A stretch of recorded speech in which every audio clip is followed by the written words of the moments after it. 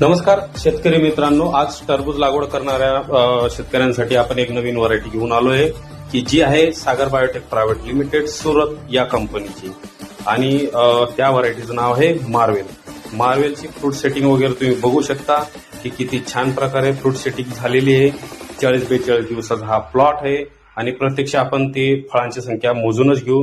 बघा, हा 1, नंतर हा 2, 3, 4, 5 नंतर हा एक 6 नंतर हा एक 7, त्याच्या बाजूला एक 8 आणि 9, 10, हा एक 11 नंतर हा एक 12 आणि 2, 14 आणि हा शेवटचा एक 15।